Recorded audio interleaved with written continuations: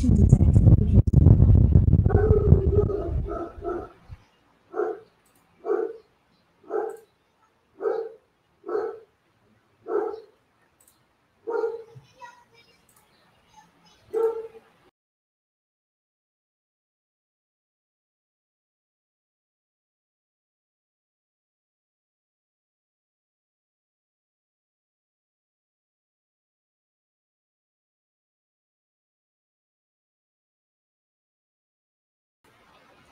Oh, di ba hindi ko pa pala na-set up to. Anyway guys, so hello, what's up? My name is Sean Wayne, and today, ito yung huli nating video today. At may nasagap tayo dito kay Maharlika Buljakera. No? So tinanong niya sa isang interview si VP Sara at nakakagulat din naman na alam niya pala yung tungkol dyan sa extraction or kidnapping na naganap di umano sa anak ng isang Filipina sa Turkey. Kung matatandaan nyo, matagal na itong na-discuss ni Maharlika. Pero finally, kinonfront niya si VP Sara patungkol sa pagtawag sa kanya ng fake news.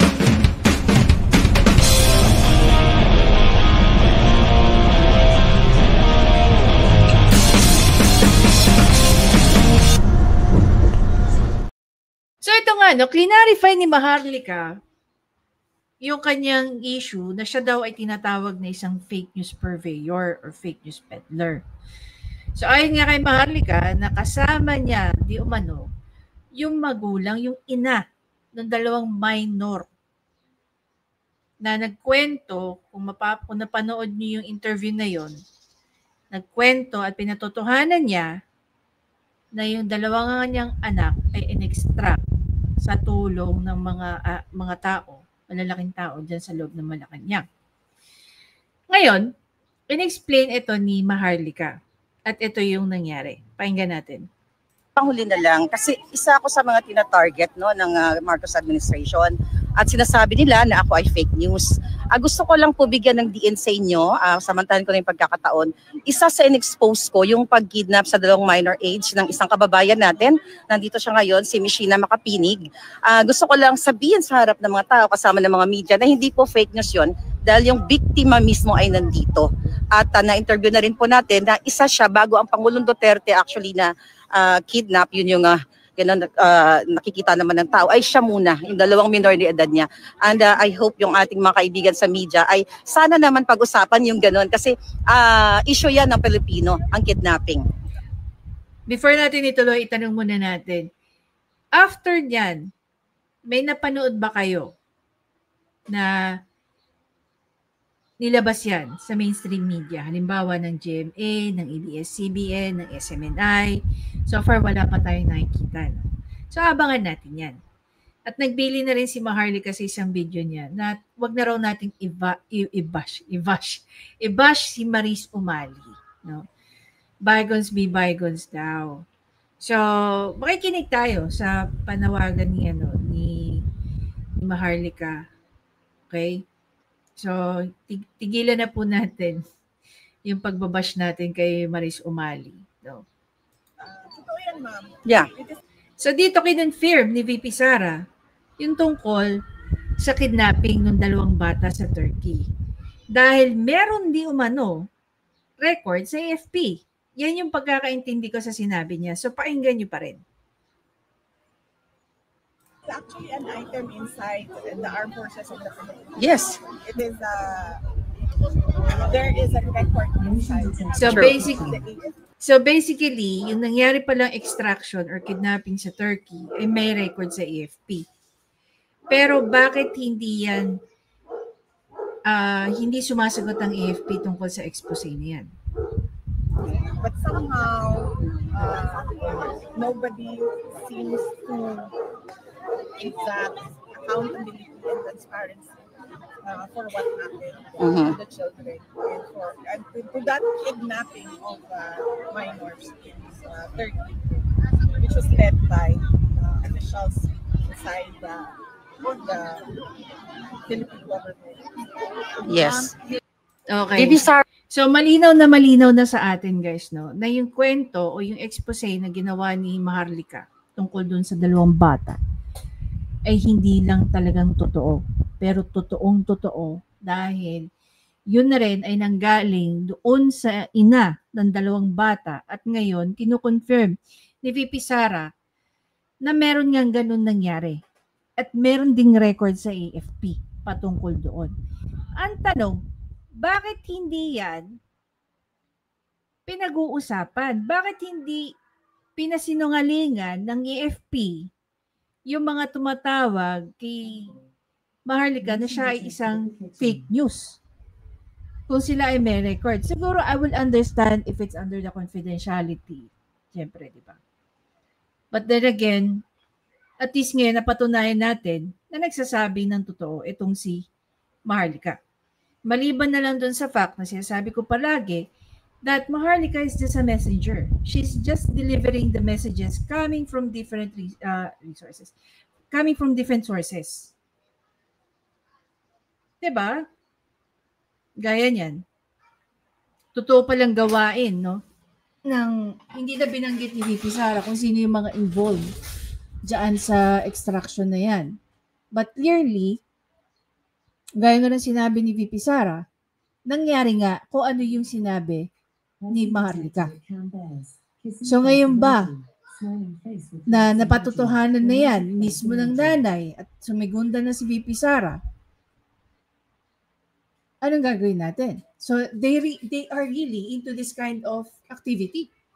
Magpakidnap ng mga tao at ipatapong kung saan nila gusto. Diba?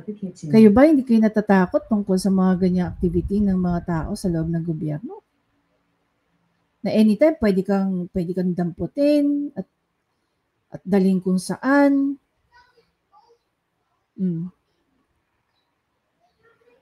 Tapos meron pa tayong undersecretary, no? Na walang ginawa kundi banatan araw-araw, no? Or when there's an opportunity, idrag ang pangalan ng mga Duterte sa kanyang mga press briefings. O hindi lang yan, pati sa kanyang personal na vlog. Diba? Actually, kung iisipin natin, magaling din naman si Bongbong Marcos for hiring Yuse Castro. Bakit? Kasi very effective siya eh. Saan siya effective? Ang galing-galing niyang buwisitin at inisin ang mga Duterte supporter. Diba? May nabalitaan pa nga ako. Allegedly pa lang to, no? So, hindi ko pa na-verify and confirm na galing ba talaga to kay Yuse Castro. May nabanggit daw, di umano si Yuse Castro na yung parali, yung mga prayer rallies na naganap sa buong bansa hanggang sa iba't ibang panig ng daigdig ay isang minority para sa kanila. Minority ang tawag dyan. Samantalang ni minsan, walang presidente ang nag-birthday na sinelebrate ng maraming Pilipino. Si Bongbong Marcos nga, di ba? Doon nag-celebrate siya ng birthday niya. Kesyo surprise daw. Sila ang nag-birthday celebration, nag-birthday party. Samantalang si PRRD daw, si Tatay Digong, never yan nag-throw na malaking celebration. Hanggat maaari ang gusto niya, pamilya lang at malalapit na mga kaibigan. Pero never nagpa-party yan.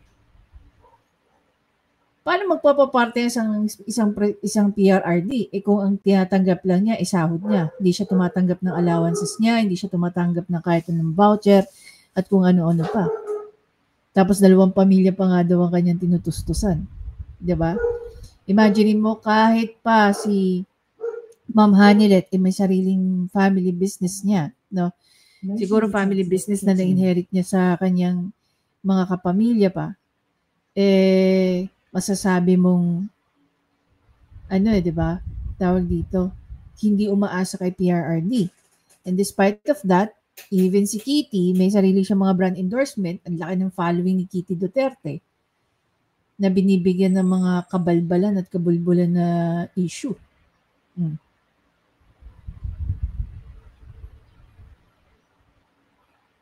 So imagine niyo, at the end of the day, kung nagawa nila yung extraction na yan dun sa dalawang bata, kung balikan natin yung topic natin, kung yung extraction na yan ay nagawa nila sa isang ordinaryong Pilipino, na merong, yung di umano, kung maalala niyo yung kwento niyan, yung asawa ng babae, no?